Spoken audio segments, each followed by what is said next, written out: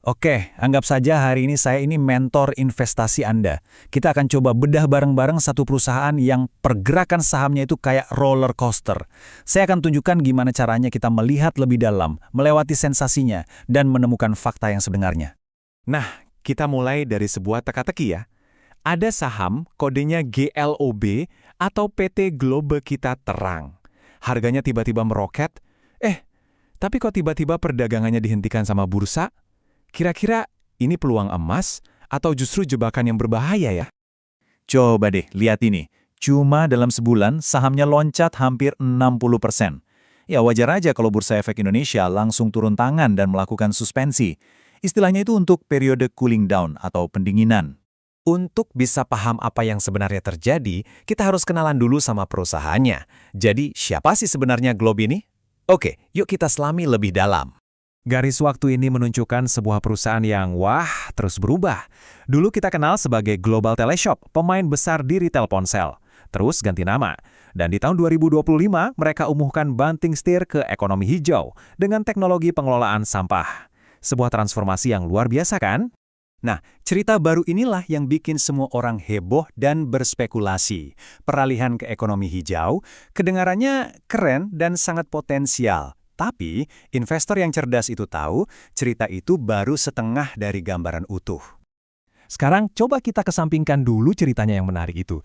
Kita lakukan apa yang seharusnya dilakukan seorang mentor. Kita lihat angkanya. Kenapa? Karena angka tidak pernah bohong. Pertama, kita lihat intinya, bottom line-nya. Di tahun 2024, perusahaan ini mencatatkan rugi bersih lebih dari 90 miliar rupiah. Dan yang lebih mengkhawatirkan, kerugian ini lebih besar daripada tahun sebelumnya. Berikutnya, coba kita lihat utangnya. Globe ini punya utang jangka pendek lebih dari 1 triliun rupiah. Utang yang harus dibayar dalam waktu dekat loh. Itu beban yang luar biasa besar. Nah, ini dia, angka yang paling krusial. Total ekuitas, atau bisa dibilang kekayaan bersih perusahaannya. Lihat angkanya, minus lebih dari 1 triliun rupiah. Biar gampang, gini deh. Bayangan kalau Anda jual semua aset yang Anda punya, rumah, mobil, semuanya, dan ternyata uang hasil penjualannya masih nggak cukup buat bayar semua utang Anda. Nah, itulah yang namanya ekuitas negatif. Ini adalah tanda bahaya yang sangat serius. Ternyata, bukan cuma kita yang melihat masalah ini. Bursa Efek sendiri sebenarnya sudah memberikan tanda-tanda peringatan yang jelas buat para investor, asal kita tahu di mana mencarinya. Bursa Efek Indonesia itu sudah memberi cap khusus untuk Globe. Ada notasi E yang artinya ekuitasnya negatif, dan X yang artinya perusahaan ini masuk papan pemantauan khusus. Ini bukan saran ya, tapi ini peringatan resmi bahwa perusahaannya sedang dalam masalah keuangan yang parah. Oke, semua kepingan puzzle sudah kita kumpulkan. Sekarang, mari kita satukan semuanya untuk sampai pada sebuah keputusan yang jelas. Dan disinilah kita bisa lihat dengan jelas perbedaannya. Di satu sisi, ada cerita spekulatif yang seru, yang mendorong harga saham. Tapi di sisi lain, ada substansi fundamentalnya.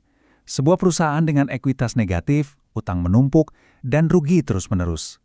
Secara teknis, ini adalah perusahaan yang insolven. Jadi poin krusialnya adalah ini. Sebagai seorang investor, Anda harus belajar memisahkan mana cerita, mana substansi. Globe ini jadi studi kasus yang sangat kuat tentang betapa pentingnya keahlian tersebut. Saya akan tinggalkan Anda dengan satu pemikiran ini.